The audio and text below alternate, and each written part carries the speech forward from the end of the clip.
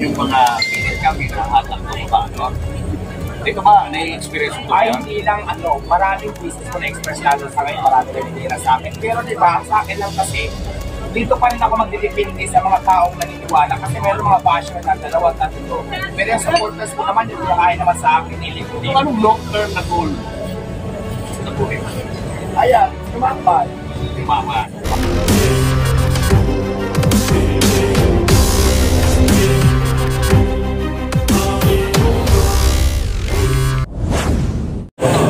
So, ano ba siya? Kaya alam mo kung diba? Alam mo yung explain ako, yung mga sabi na nakahalo sa kapaan kami nila talaga.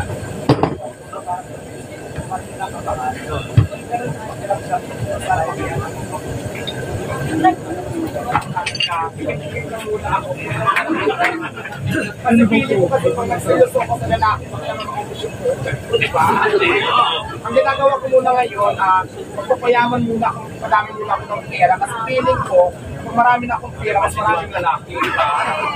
Unahin ko tuloy, magpapayaman ka sa mga lalaki, ubos, diba? Kung lalaki ako yung 3 o 2, magkabukas wala na akong puhunan ng pares. Wala na, marami na naman. So, wala kang isang partner lang. Ikaw ba yung type na gusto mo single partner lang o multiple partner lang?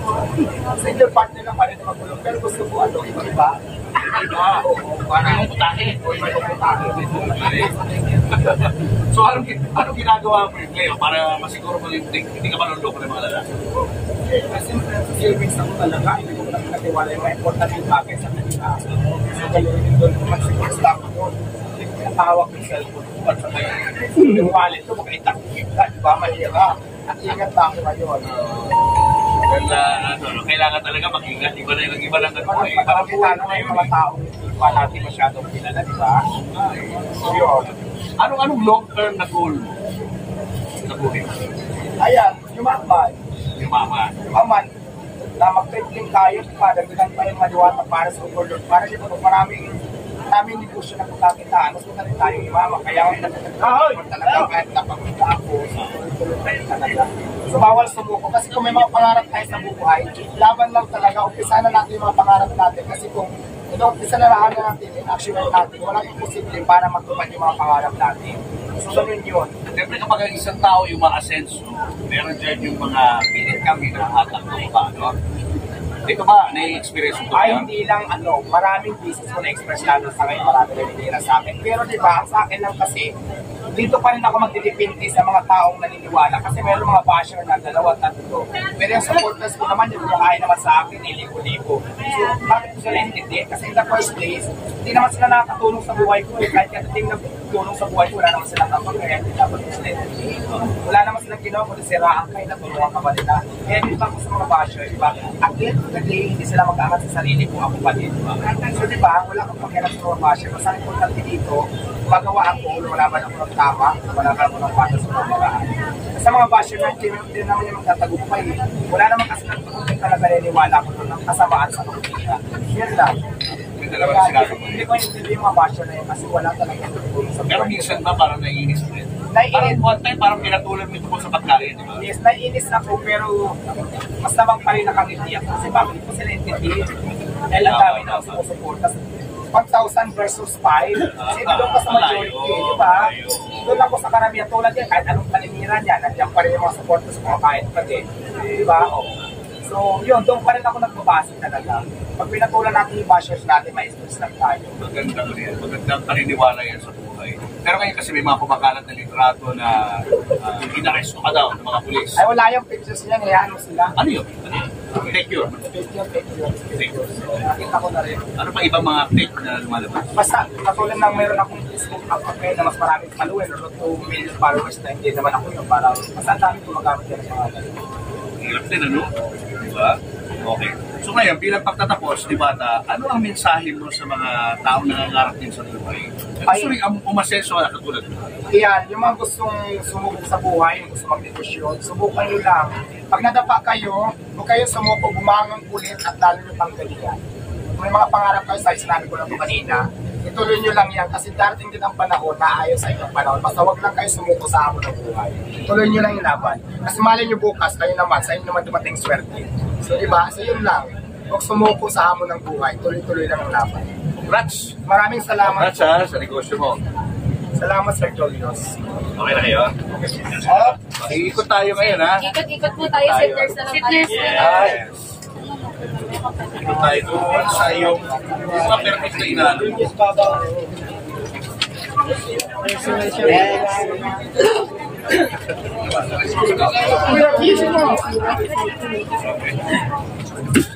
Kumusta yung laptop mo? Check mo muna ba? Kung na-open. Ikot ko lang sa Sir. Ikot lang kami ha. Sir, wait. Picture po kay ano? Kaya sila na Ikot pa kami, hindi pa tapos. ikot lang. Ikot ko lang. Wait lang po iikot lang po sila. Sa mga ano natin, sa mga iwata paano sa... Ano sir, pidyan po ba? Ha? Pidyan. Okay. Iwata muna, ikot ko lang sa Sir Julius. Okay, wait lang. Ano ba? Dito tayo magsimula ang duwata.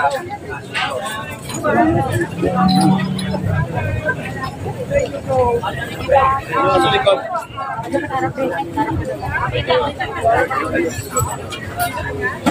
Kenneth, sige dyan ka muna. Maraming ba? Ayan, lagay mo kami sa pagkakas. Yung kitchen, silipin mo lang yung dito. Tapos, sa pintuhan mainit. Ako na lang. Dyan ka na. Excuse me po. Ano pa atras lang? Oo, papakclear natin. Okay. Ayan. Anytime po. Sir, pa-clear lang po kami. Clear lang po muna, please. Mamaya na lang tayo mag-vlog. Tapos kung gusto nila magkape, yan, may diwatang mini-mart yan. Yan, yan. Atras lang po. Tapos dito naman yung ano. Sir, kiss me po. Sa likod, likod. Alam mo, pahiga. Ulit, pahiga. Red ha, red. Wait lang. Yan. Tapos yung mga new arrival na tao, dito sila nakapila. Dito yung cashier banda dito. Sir, atras Atras lang, sir. Ito yung pila ng mga customer mo. Yung mga kakain pa lang yan, no? Tapos, magbabayad muna sila kami dito, systematic. Tapos dito yung kanin. Kanin station. Galing doon, nagbayad doon, kukuha ng kanin dito, ulang kanin.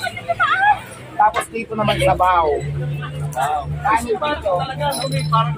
Kanin sa kasabaw, dito yung sabaw. Kanin, sabaw. Oo, dito. Tapos dito, yung freeze of drinks ko, di ba? Kukuha dito ng freeze.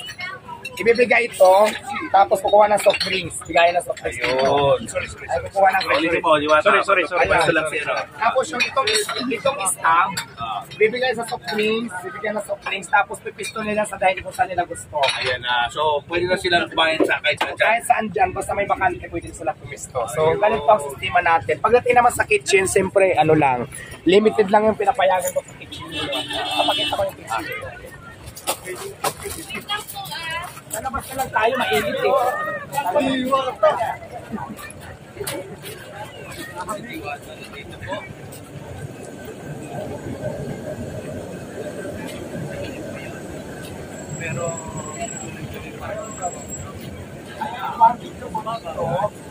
Tapos yung city natin, papasok na pa dito na lang tayo. Ayan, hindi ko nilologo. Tapos mga sangaw-panin dyan. Dito. Nakalive May tatlong flyer ako para sa ticket. Tapos ibang sangaw-panin doon. Yung prito naman ng ano, kung muna pag kayo sa ano, mas mainit doon eh. Alit yung tawagi, maraming kaliro. Ito, ginagawa mo ba ito? Kasi pinili mo yung mga gamit na ito? Oo, ako nagpagawa nito sila. Kasi di ba natin binabas tayo dahil ang sabi nila kung mas pasada na ako dati, talagang in-improve ko siya.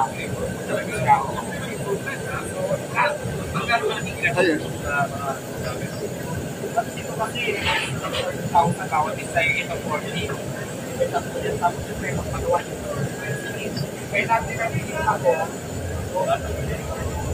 sabi nila niya, ang lahat, kasama yung construction. Pero dito na tayo, dito na tayo.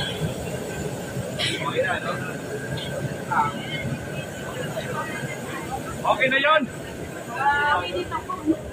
Kaya. Ulitin ko yung para mas...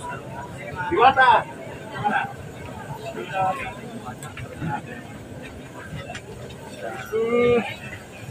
Ayaw mapino.